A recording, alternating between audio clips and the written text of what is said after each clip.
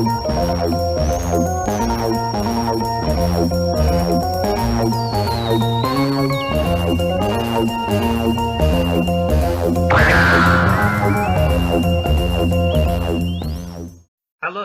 and welcome to Doctor Who 50 Years Ago, the show that looks back to the episode that aired in 1970 and looks at the differences between then and now.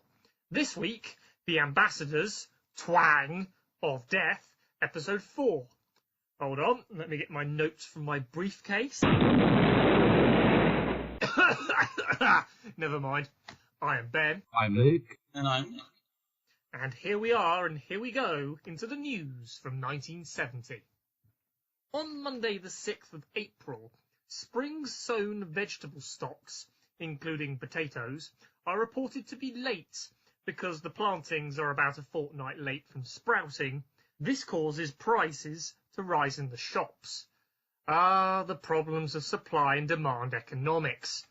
I'm mentioning this bit of news because at the time of recording, that lamentable March of 2020, food shortages have seemingly returned to Britain, if only because of panic buying by the public during this COVID-19 crisis.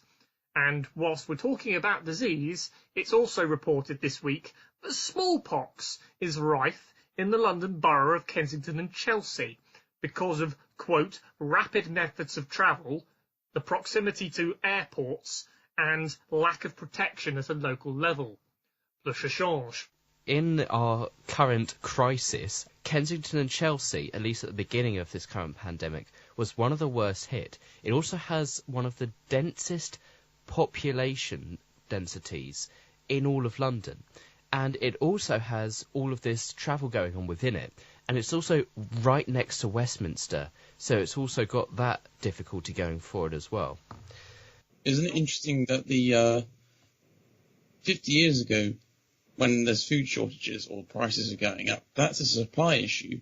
But now, 50 years later, we've got oodles of supplies, but people are just demanding too much.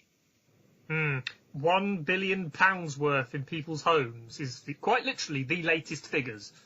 Yeah, in 3 weeks, which is quite something. Also this week, there are elections in the Greater London Council in which the Conservatives hold on to all their gains from 1967. I believe this is partly a result of Prime Minister Harold Wilson's requirement to go back on his word and devalue the pound to reduce the balance of payments deficit the country had, and has had a rocky time negotiating with the unions on said matters ever since. It's also noted in the articles about the council elections that for the last 3 years, Labour continued to be bedevilled by the problem that they cannot mobilise their potential vote. Again, plus the change. Conservatives were also making gains in Lancashire and Northumberland, high north of England counties which are meant to be traditional Labour heartlands, what with working classes, mining regions, lower employment figures, lack of access to wealth from the soft southerners, etc., etc. And so it's interesting to watch Labour continue to be on the back foot, and indeed we can continue to wonder why Wilson is just a few months away from calling a general election that he's going to lose. Spoilers. We can therefore wonder on the tactics of Labour and the electoral success of Conservatives in Labour heartlands, both 50 years ago and now. One change that we can see here is, though, the idea of Conservatives making gains in London now is actually an extraordinary idea. And I would suspect probably back then, maybe Lancashire and Northumberland, it was perhaps more urban areas that were turning conservative. Because, urban areas were more conservative 50 years ago, and it's flipped now. Smaller towns and rural areas are now more conservative, whilst the cities are Labour. And finally, a smaller paragraph. And lastly, after problems with fuel pressure during the week, Apollo 13 was launched on Saturday the 11th of April with Jim Lovell, Fred Hayes and Jack Swigert, with plans to make the third manned landing on the moon and what would have been the first to explore the lunar highlands. A journey which, in all senses of the term, wasn't going to end well at all. But we'll discuss this in greater detail next week. Yeah, so when you talk about that fuel pressure, you're talking about the fact that when it was on the landing pad and it had some trouble and it was only one cycle away from catastrophic failure. Yeah. To say this mission was cursed is an understatement. Cursed, badly designed, take your pick. Yeah, it was number 13, isn't it? And then also, so the goal for this, you touched upon it there, saying about Lunar Highlands.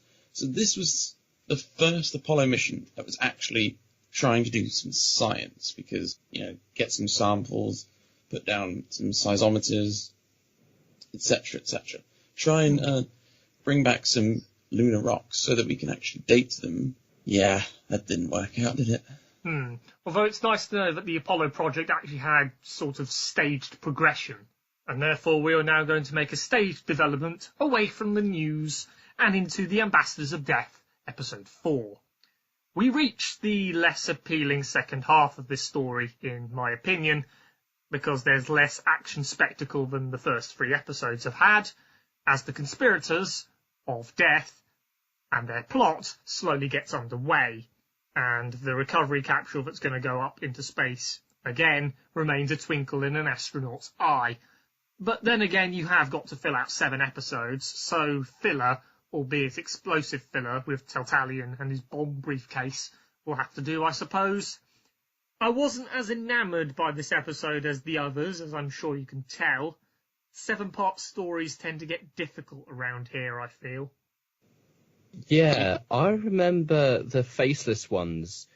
This is very similar to that, in that it slows right down in the middle and it bumps it out with a load of character interactions, so that it's not just mucking about. Having rewatched it very recently, I agree with you.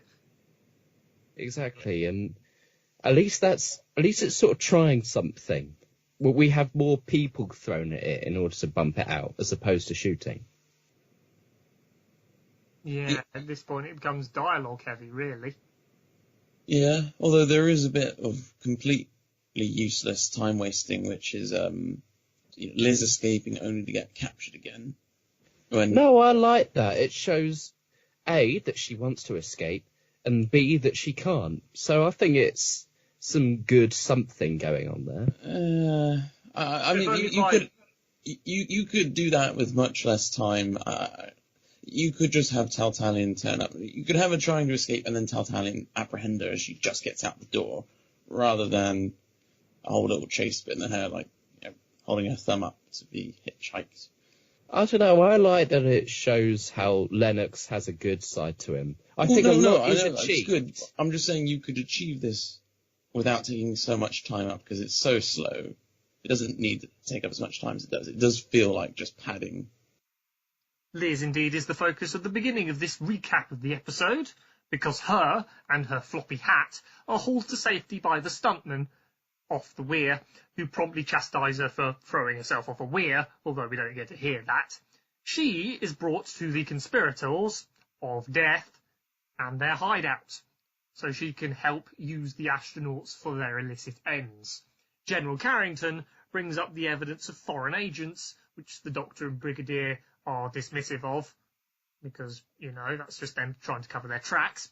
The Doctor is still trying to find out what the coded messages are saying, so to the Space Centre he goes, where Teltalion is working on the prospect of launching another recovery capsule, and he's apparently seemingly been cleared of wrongdoing at some point. They talk about fuel variants, which is hilarious. As we talked about in the news, Apollo 13 have had fuel problems themselves.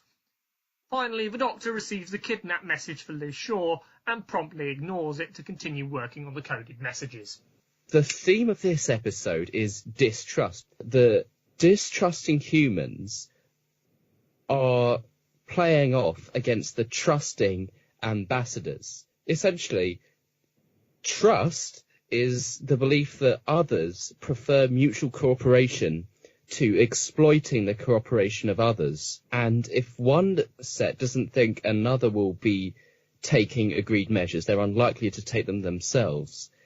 So we're sort of seeing a breakdown of work generally throughout this serial. Nobody's able to get much done except the really authority stamping people. And if we compare this to the previous serial, where the authority stamping Silurians were able to get more stuff done than the more democratic brigadier and that lot, then we're sort of seeing the power of just being able to force your way through on things. And it's quite a relevant point, considering the state of the world at the moment. Yes, indeed. It is very much a coded message on the laurels and lack thereof of democracy and the seemingly easy solution of authoritarianism to get the point across and perhaps not get people killed. So, Liz is working on maintaining radiation for the astronauts with Dr. Lennox and finds that escape is impossible from the hideout with a locked door. She quarrels with Lennox for working with the conspirators of death and for no longer being a respectable scientist, and I find it interesting that he claims he wasn't paid enough. Nevertheless, he gives her the key to escape and an attempt is made. The Doctor finds out that the impulses were instructions to build a machine, much to Tautalian's annoyance. The Doctor is equally annoyed with Tautalian for being deliberately obtrusive. He attempts to bargain with Tautalian, giving him an alternative to military arrest, peaceful cooperation. Cut to Liz's escape, and then she's promptly recaptured by Tautalian, who is on his way to the secret hideout to talk about the Doctor's offer to the conspirators of death. I have a little note here. It doesn't exactly relate to what you said, but there's a bit where the Brigadier says, "We're doing all we can," regarding finding Liz, and the Doctor says, "Yes, of course." And I made a little note. This is so different from New Who, isn't it? In New Who, if the companion gets kidnapped or something, you'd probably hop in the TARDIS and do something stupid or whatever. I like it that the Doctor's just like, it's all right, she's fine. I trust the Brigadier to go find her, you know. Yeah, look how suddenly far that trust has come in the last 4 episodes. I think it also suggests a certain detachment that he has. He likes Liz. They are friendly, but, you know, she's just a human. He's not especially attached, is he? No, he isn't. And I suppose he's going on her laurels as a competent scientist to not get into trouble and be shot, I suppose. Yeah, it does suggest that, I think it's a mixture of, he's not too attached, and he does trust her. What I like is that you have so many more good people here. You know, Liz is trusted by the Doctor. Lennox is kind of a good person. The Brigadier is more trusted by the Doctor in this one. And Professor Cornish is a good person as well, basically. I don't know if it's the writing, the acting, or the direction, but compared to the Silurians, in which case even the Doctor is basically a scumbag, in this one, he kind of is right all the way through. There's good people fighting the bad people. And I like that it's a bit more optimistic here, even though it is talking about, you know, kidnap and conspiracies. It's a lot more black and white. It absolutely is. The Silurians had so much more shades of grey. Yeah, and this balances out having good authority figures and bad authority figures. And make sure that it doesn't say all authority is bad. Ironic that this is the one that ended up in black and white. Yes. But Italian has used the coded impulses to make a machine and gives it to the conspirators of death so they can instruct the astronauts, in inverted commas, to do their bidding, to raid unspecified places.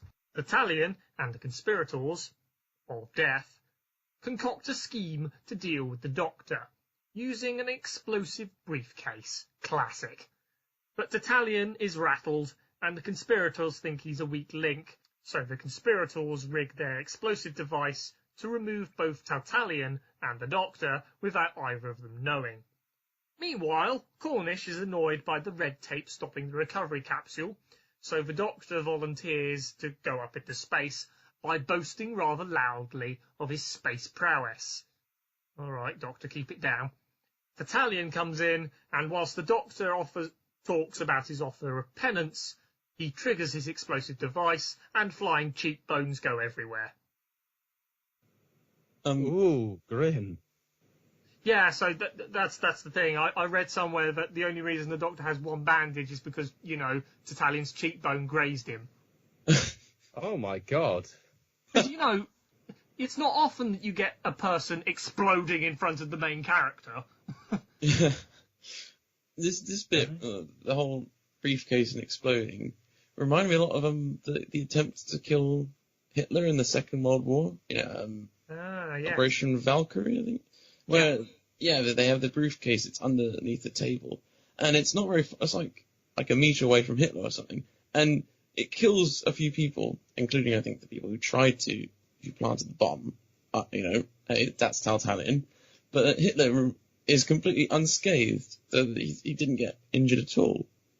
Which is just crazy. And I was just like, how is the Doctor just like a few meters away and only gets grazed by a cheekbone? One must ask how this worked out in the minds of the conspirators. Like, was Taltalian supposed to give the briefcase to the Doctor and say, I really need you to hold this, there's something like really important in it, don't open it! Well, just take, if you put it next to your head, actually. Well, I think evil Roger Moore just didn't particularly care much about. I think he was more caring about killing Taltalian. I mean, yeah, but yeah, all right, fine. Yeah, and what else I was going to say? Oh, another bit that's a bit odd about this. Just before Taltalian's cheekbones go everywhere. Why is the Doctor's boasting about being in space? And Cornish just goes, oh, okay, yeah. I'm like, what? Wouldn't Cornish think this man is a bit insane? Especially I think you're meant to read that from his reaction as like, okay, you could go through the tests if you want, but I doubt anything's going to happen. But also at this point, Cornish has kind of served his narrative purpose.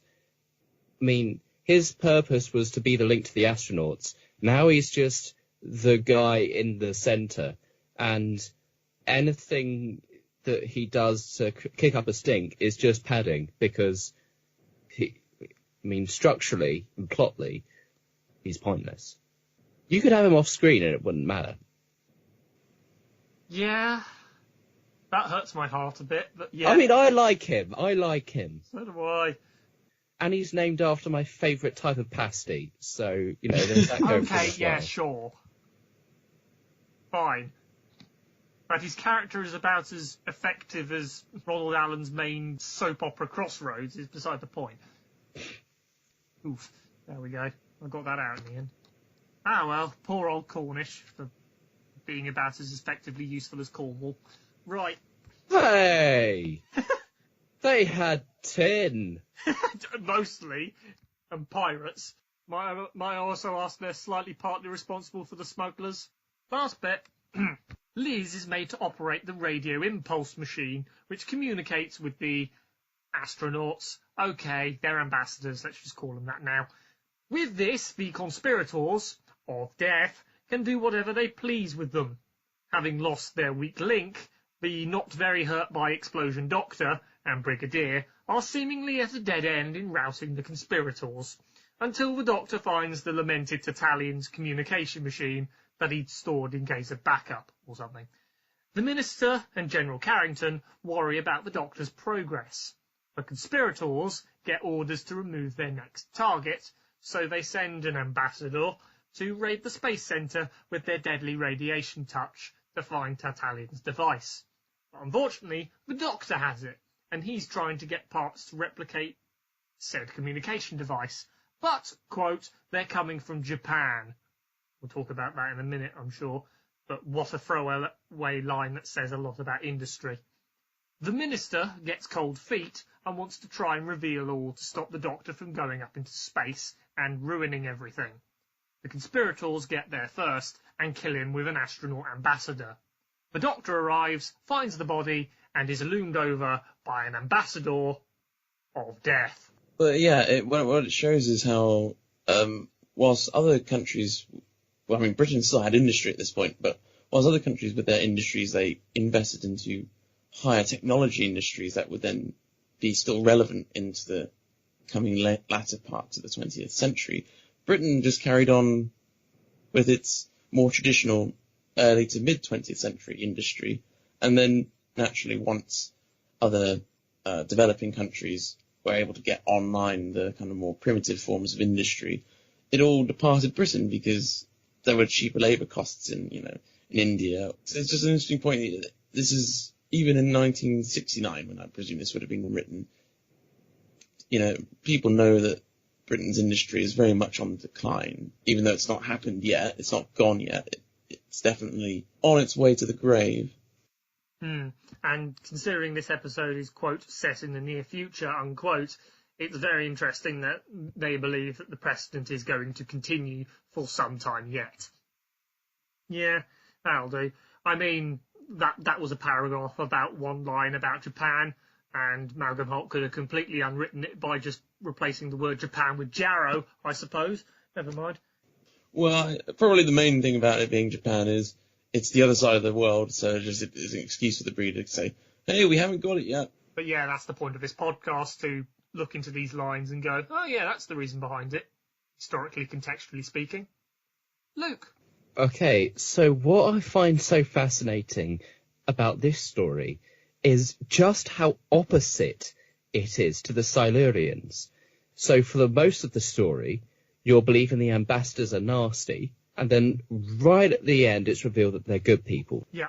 Whereas with the Silurians, right at the beginning, one of the first times we see them, they get shot, you've got that point of view cam, you've got the Doctor reaching out in a handshake, and it's building up throughout the whole thing to the point where they end up bad guys. In this one, they're built up as bad guys, the ambassadors are, and it's the intervention of the humans that makes them worse and worse. And I find it interesting the way humanity versus aggressor is painted in each of them. They're basically complete opposites. A very interesting point. How to relate that contextually. So in the previous serial, we were talking about how the Silurians and the humans both need each other. The Silurians need the cyclotron, and the humans can access all of the wealth of knowledge of the Silurians, and the Doctor wants them all to work together. Whereas in this one, it's all about the humans exploiting the ambassadors. In the Silurians, you're talking about the differences in cooperation. In this one, you're talking about the differences in exploitation. Both are very key themes in terms of trust and the Cold War, and in terms of working together in international relations. That is indeed a very marked sea change between the previous serial and the current one. And it just goes to show the dichotomy of thoughts in the minds of authors and viewers writing and watching Doctor Who 50 years ago, I guess. Thank you very much for listening. You can find us on Blogspot, which redirects to iTunes. Leave positive comments there, it helps. You can also find us on Facebook and YouTube, where you can like, comment and subscribe. We shall be back next week to walk into the sunrise of episode 5 of The Ambassadors of Death. Until then, I've been Ben. I've been Luke. And I've been Nick. Thank you, and goodbye.